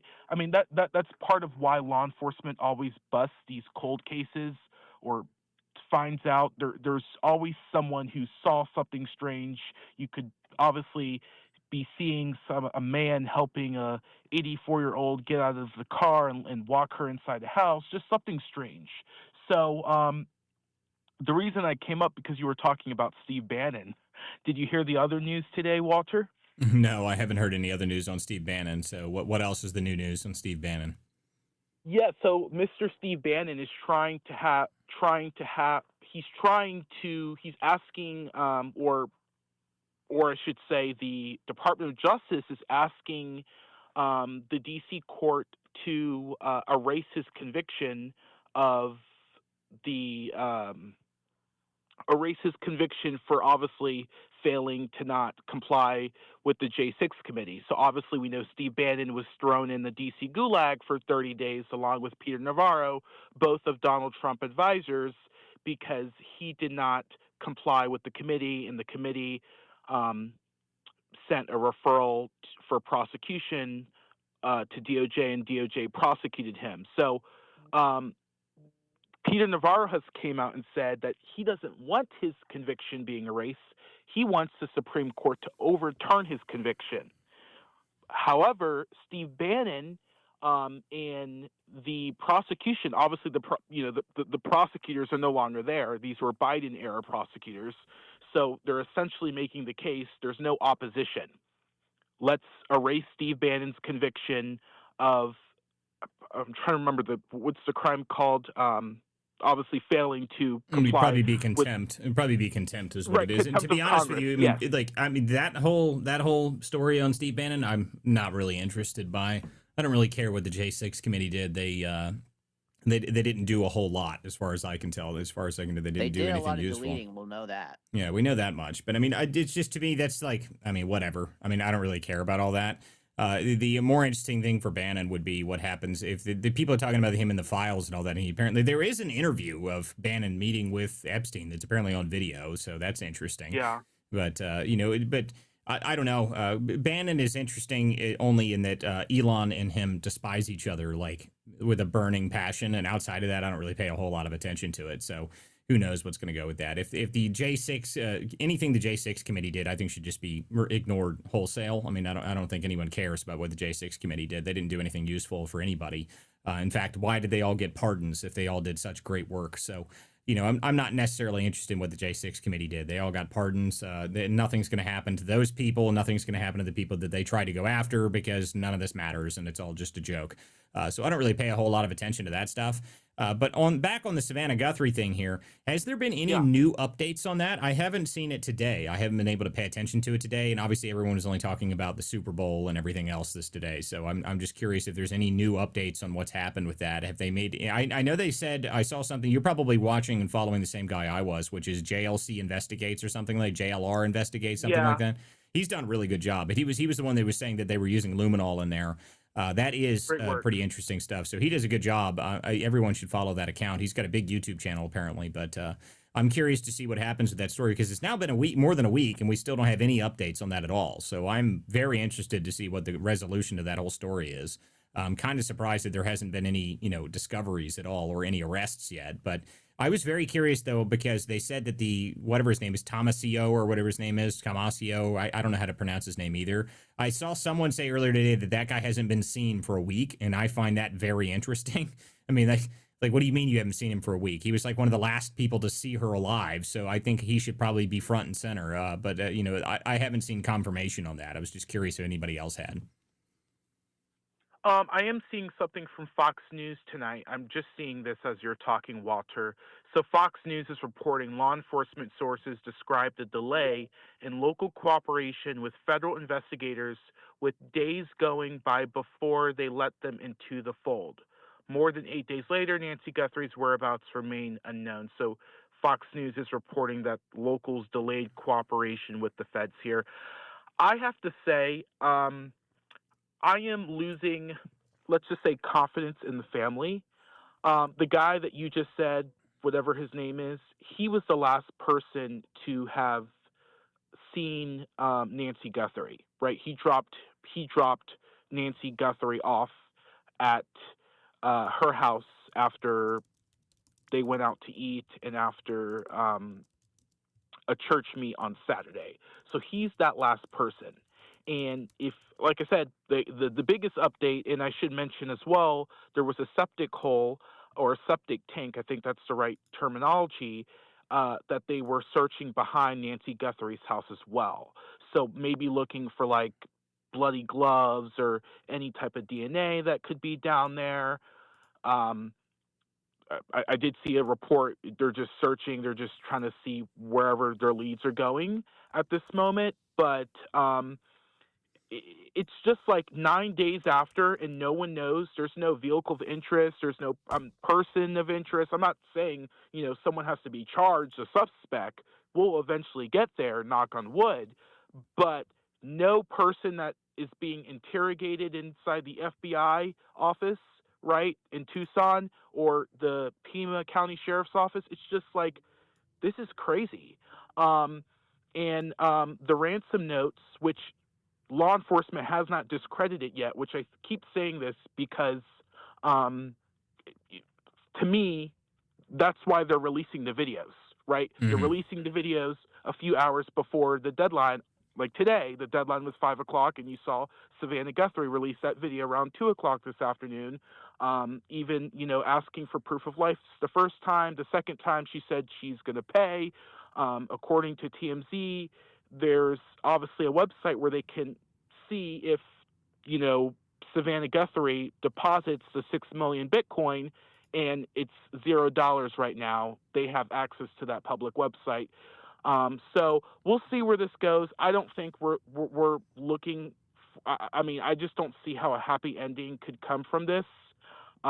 Yeah, I agree with you there. I do not think that this is going to be a happy ending. For those who were curious, there's people asked just a second ago who it was. I mentioned JLR Investigates. I put that up on the screen here. This is the guy. So it is JLR Investigates, and that's his YouTube, but his handle is at JLR Investigates on X. He's been doing on the ground coverage, and he has been, like Jared said, he's been sleeping in his car. He's not leaving until it's finished. So he is actually really worth following there. He does a really good job. And he was the one that mentioned that he was definitely convinced that they were using luminol inside of Annie's house in that garage. And I agree with you, Jared. I don't think that there is any way that this is going to end nicely. I lost confidence in the family over the weekend. There was a really strange video. I don't know if you guys saw it. It was Savannah Guthrie reading it, but she read it, and it was almost identical to a Silence of the Lambs thing. Like, that was just really weird. I mean, this whole story hasn't passed the smell test the entire time. I'll say that for sure. I mean, you don't see very high profile cases like this very often. And everything about this case has just been strange from the jump. So, and everything about it now. By the way, guys, it is statistically likely that a close family member or friend is involved in these kind of things in the first place. So I think that it is likely that it's not going to have a good ending. Whether or not it is directly a family member or not, we don't know yet. Go ahead, Jared. You got something to say. Go ahead. Yeah. Also, Walter, this is going to make your interests even more go further, because the U.S. Senator from Arizona, I forgot to mention this, Senator the astronaut Mark Kelly. You guys call him seditious people, but Mark Kelly. Yeah, Jacktron will remind you guys. The senator from Arizona, Mark Kelly, said that Savannah Guthrie called him to tell him that her mother was missing before even contacting law enforcement. I thought that was strange. Also, this is something huge. Number two, they said that Nancy Guthrie has been going to church. However, the pastor of the church told News Nation Brian Enton that she has not gone to church since the COVID-19 pandemic. She's been going on church on virtual meetings and Zoom. So that's the biggest red flag that I have seen. It doesn't sound like she was, obviously attending church, but not attending church in person. And the person that said she was attending church every, Sunday in person was, the daughter-in-law, or I'm sorry, the daughter in the son-in-law. So that's good. So that, yeah, the whole story again, it keeps getting stranger to me, and I think that's why there's people like, why is it so such a big story? It's like, well, it is kind of captivating. You got to admit it, guys. It's you don't see stuff like this very often, like full true crime, high profile individual. This is a very interesting story, regardless of what people think about it. And to me, I think that we're going to find that it's going to be even darker than people might imagine. If we find out that she's been missing longer than a week, and that she's they haven't even been honest about that much, which I think is the next thing that's probably going to happen, just based on what we've seen so far. I don't know. The local law enforcement, what if they weren't working with the feds up until now? I think they might be now. What happens next, I don't know. But I am with Jared. I don't think this is going to have a happy ending, no matter how you look at it. Okay, we got a couple other people up here on stage. Let's up here. Britton writes, you have never come up here before, so what is happening? Hi, how's it going? Doing just fine. I'd just like to say, I've known about this case about Nancy being missing for quite a while, and why have they kidnapped her? I know they want 6 million in Bitcoin, but why have they kidnapped her? Is it because they're celebrities or something? Well, they're Savannah Guthrie is the host of NBC's Today, or whatever. What is the name of the show, Jared? I don't know. Today Show. Yeah, Today Show. Today It's Show. some big show on NBC. I don't watch it, but it's a popular show on NBC, so that's why it's kind of a big deal. That's the only real answer there. Well, I think. Yeah, go ahead. Sorry, Jared. No, sorry, you're speaking. Go ahead, Jared. No, you go right ahead. Go right ahead. Because I know it's been more than a week since she's been missing, and I know that they've been receiving messages off the kidnappers, but I think it's been moved to the FBI now. Is that right? And they've not had any connections to people that know of her, any connections to who kidnapped her yet, and it's been more than a week. So can we assume the worst case scenario? Well, that's kind of what we're getting at, right? This is kind of what we're kind of saying here, is that I don't think we're going to have some sort of reunion moment that they're going to get her back. And I don't think that the family themselves are being honest with everybody. It just seems like that. Maybe we're wrong, but just from everything we've seen so far, it does not look like the family is being truthful in this scenario, and that we're going to have some sort of interesting revelation that people are. I'm not going to be shocked by if we find out about it, and that would be statistically likely if the family was involved with it. So we'll see. But that's we don't know. Until we find the resolution to this, which now there's enough attention on it that they're going to get some sort of resolution, whether it's good or not for them. It doesn't matter. Jack Tron, you get your hand up. Go ahead. Yeah, you were just talking about the files with the Epstein thing about the jerky stuff. So I found this one here. It says, Francis has time to come tomorrow to show me how to make it. Jerky class, anyone? He will also bring you a taste of his new jerky recipe from the restaurant and sends a warm hello. He is working at a restaurant called Cannibal and Cooks. Wait for it, beef jerky and steak.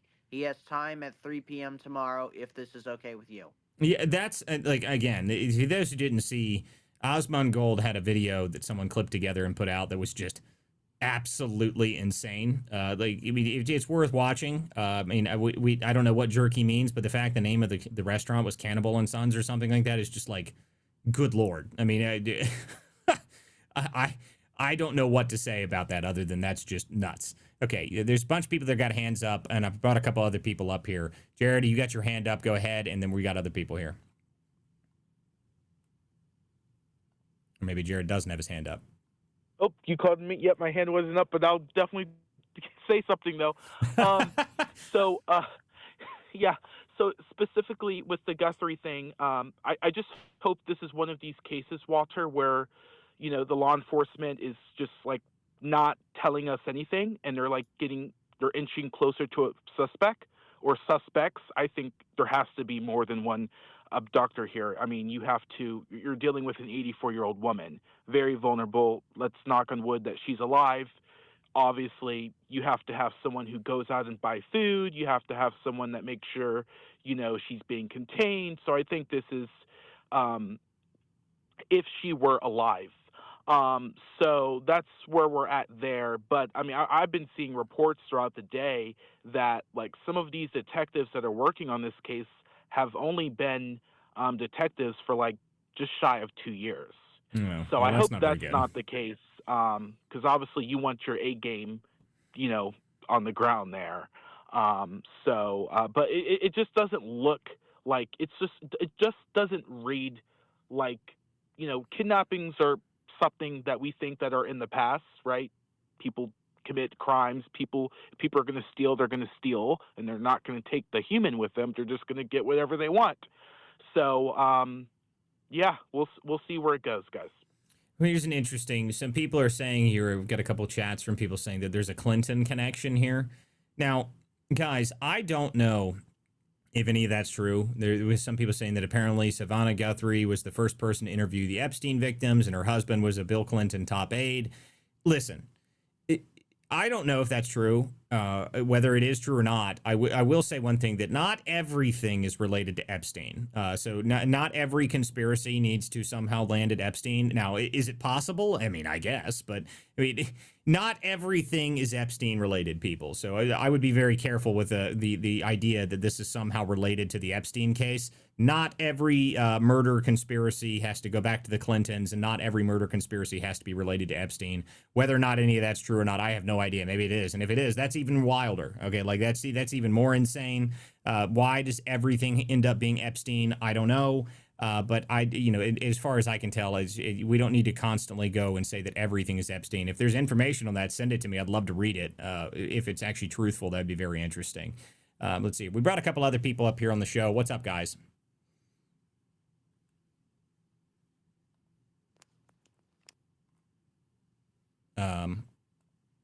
Well, I can't see if anybody's talking or not. It's a Veteran Memorial. I'm coding, dude. You what now? I said I'm coding, dude. No, don't worry about it. Veteran Memorial News. Go ahead. Okay, thank you. Yeah, and you can refer to me as Shonda if you remember that. I appreciate it. The Savannah, that video you were talking about, she definitely looked a little suspect. I think her sister looked suspect. If anyone can find that video and put it in the bubble, I'd be interested to kind of get like everyone's perspective on that, because you could just read a lot of when you body language, you know, when you're looking at someone and they're trying to beg and plea for, I don't know, but just my personal opinion, it was a little sus. But well, yeah, I do agree too, that the video and interaction between the interview where they were sitting there reading it out after a lot of this other information came out, when I saw the interaction of Annie and her whatever and Savannah sitting there, was a bit strange. And again, I would love to know where this husband and where the sister's husband is. Where is that guy? Why haven't we seen him once? I think that's the more interesting thing about this, because I've seen pictures of the guy, but I haven't seen anything about where he is. So I'm very curious why he's not front and center in the midst of all this. Okay, we got a couple other people up here on the show, though. What's up, Jackson Thomas? No? Okay. Go ahead, Darmama. Yeah, I guess more should be revealed. There's nothing we can do but wait as far as the Guthrie case, huh? I guess. I mean, it's been a very interesting case to see. I mean, it's playing out currently, but the fact that we don't have any information on it after a week is pretty strange to me, especially for something of this high profile, but we'll see. Right.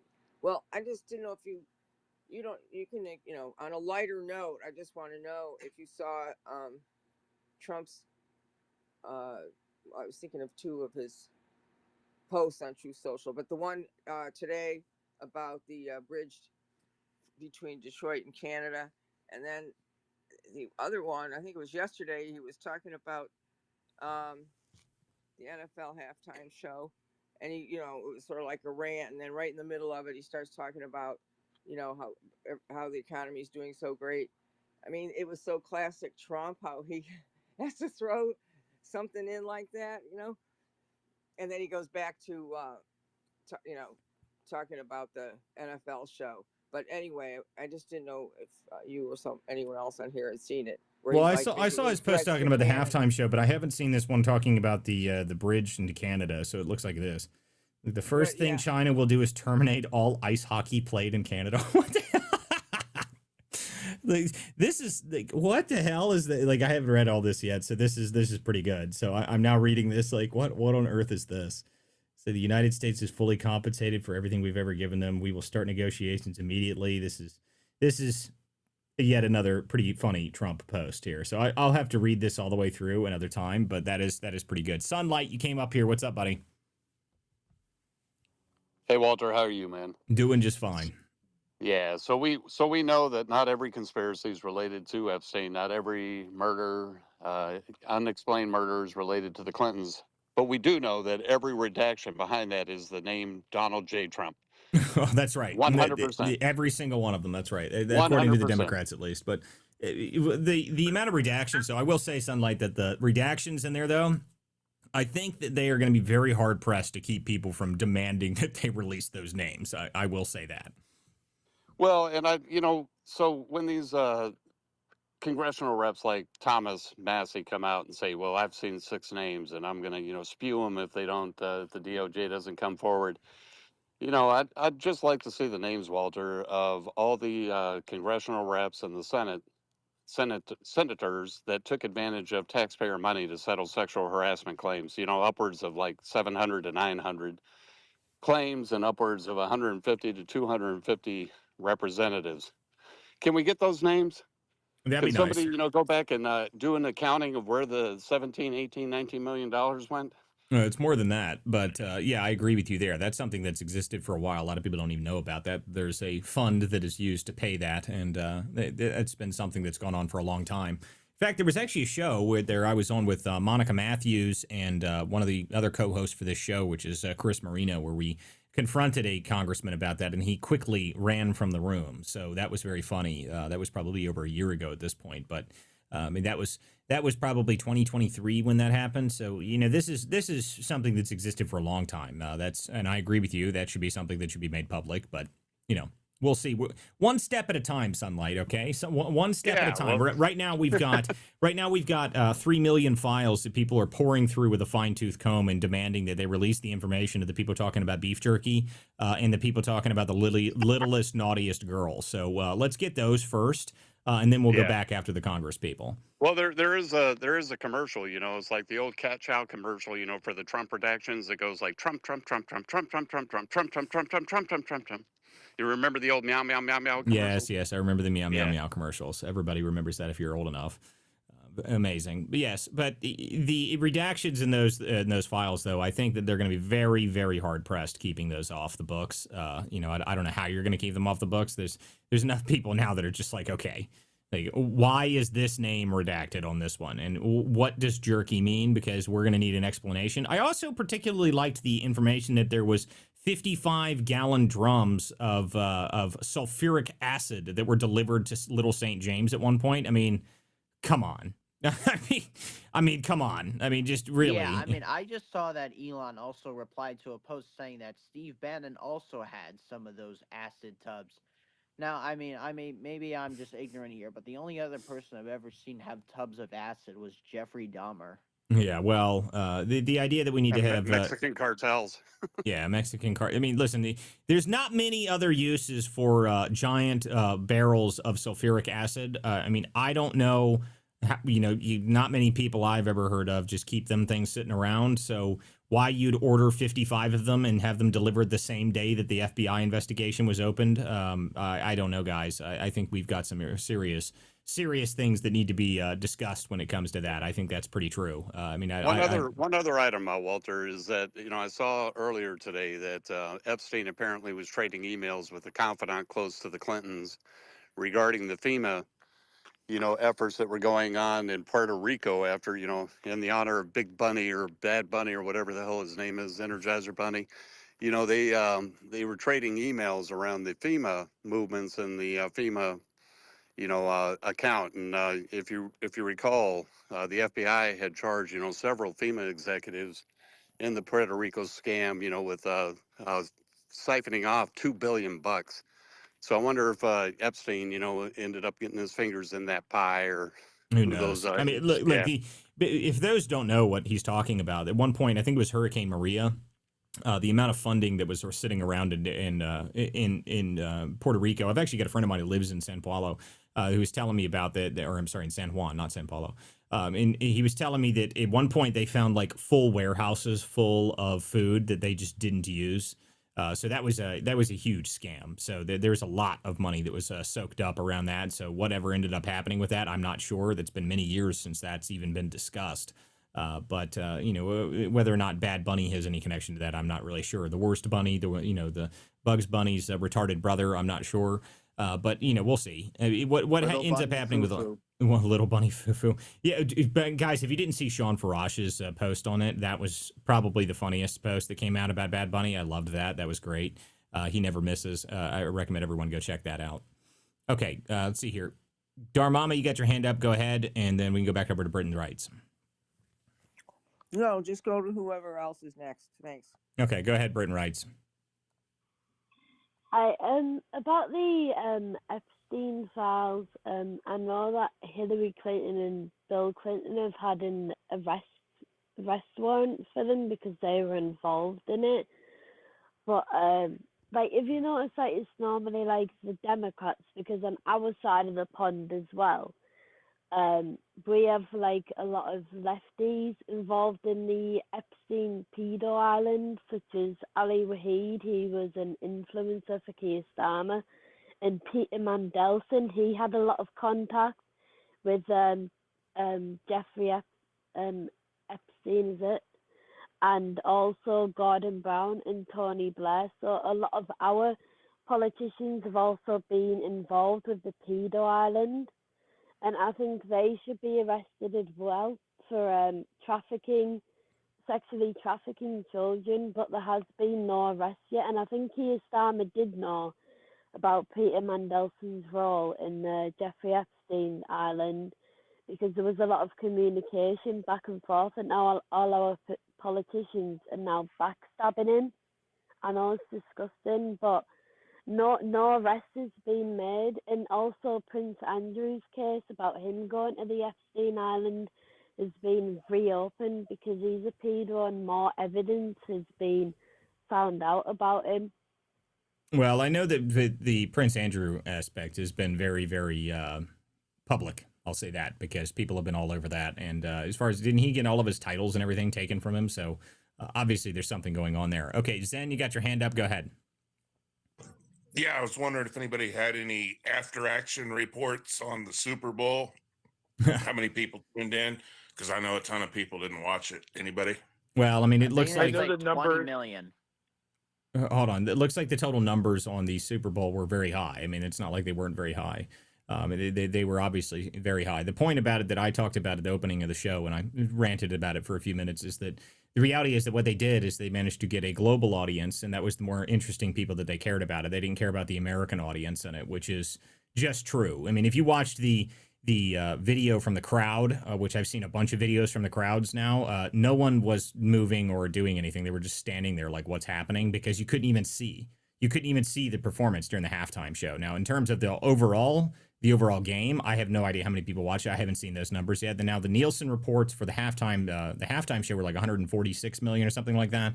But the more interesting thing about that is not even that. It's that, that Turning Point managed to get 5 million people to turn on to their thing with very, limited planning behind it, which is kind of amazing. I mean, that's just incredible that they managed to get that to even have it in the first place. So getting 5 million people to change the channel with a very, very limited time period is very impressive, regardless of what people think about it. And I've also heard from multiple different people that the NFL is not pleased about the fact they managed to get 5 million people to turn it off. So being able to get that many people to turn on something else that quickly is not good news for the NFL. No matter how they play it, that's not good for them. So in plus, Well, go ahead. Yeah, well, I will say, Walter, what you're saying and what Andrew Colvett is saying, there's a wide gap in the numbers because I'm hearing from Andrew Colvett and Ben Shapiro and Matt Walsh, it was 20 million people that watched the TPUSA halftime show performance. So I think they're inflating the numbers as well. I think 5 million is so the it was 5 million during the live stream. So 5 million people listened to the live, like were actually tuned in live while it was happening. That's what I'm referring to. If you go look at the numbers on the actual, like on the video now, it's over 20 million now. So I mean, who knows what it's at this point? It's probably 25, 30 million at this point, but that's not the same thing as live in person at the moment of. That's what I'm referring to in terms of numbers. Yeah, what's interesting, I saw I was seeing a report, and it was like that. And again, I'm not a Kid Rock fan. I listen to country music, but I'm not a Kid Rock fan. And I heard someone say, and correct me if this is true, that Kid Rock has made songs about underage girls, killing underage girls, and yeah, listen, underage... I've heard people talk about that as well. Whether or not any of Is that's that true, Walter? No, Is that true? I don't know anything about that, to be honest with you. I've never actually looked into Does that. anyone know that on the stage? I wonder if that's true or not. Yeah, I don't know. To me, but the one thing I will say is that people randomly saying those sort of things seems kind of strange to me to bring it up. Why has no one ever said that sort of stuff before? I doubt it's true, just because it's something that I feel like, especially with all of the stuff that's happened in the news recently, you feel like that's something that would have been talked about a long time ago. But to me, the more interesting thing about the halftime thing is the fact that Turning Point managed to get 5 million people live to change the channel. That's the most interesting thing to me that they did. I mean, just being able to get that is very interesting. Okay. Anyway, we've got. Go ahead, Zen. What's up? Oh, I just said thanks. Yeah, no problem. Jacktron, you got your hand up, and then we're probably going to end out here, guys. So go ahead, Jacktron. Oh, something I just found out. So it turns out, you know how Massey is trying to having these names of these 20 people on these co-conspirators? Well, it turns out that that list has already been around for a while. Again, this is just Massey, just lying again. Massey is annoying. Okay, I mean, Massey is a blowhard who is going to get primaried, and it's not going to work out for him. And he's decided that his only thing that he can do is try to get enough people to pay attention to his social media, so that way, after he loses his position in Congress, that he still has an income from his large following that he's generated. So he wants to be a social media influencer, and good for him. Good for him. I mean, I don't care. Anybody that knows this show and knows me knows that I have never been a fan of Massey, because he is one of those people that talks a whole lot, but has accomplished practically nothing in the entire time he's been in Congress. The only thing that he managed to do, which I will give him credit for, is he managed to work with Ro Khanna to get this Epstein bill passed. And I would actually give that more to Ro Khanna than I would to Massey, because Ro Khanna has a much more ability to actually get people to vote on things, and I think than Massey does. And but whatever. Who cares about Massey, to be honest with you? He's not going to be around much longer anyway. Okay, guys, I think we're going to shut down for the evening. I appreciate everyone who came to the show this evening. This is the Political Theater. I'm Walter Curt. Make sure you guys follow everyone up here on my show. Anybody who wants to come back to the show is a weeknight show. It goes on 9 p.m. weeknights, and we will be back tomorrow night, 9 p.m. for more of the theater. We'll be on all week this week. I shouldn't have anything that's going to keep me off. I might do a live video on Wednesday night, because I will be, actually, wait, I take that back. Thursday, I'm going to be flying at the time that I'd be on during the show. So Thursday is going to be the only night the show's not going to be on this week, guys. Wednesday night, I will be in Florida, because I'm going to be talking to a group of people about the investigations that I'm doing.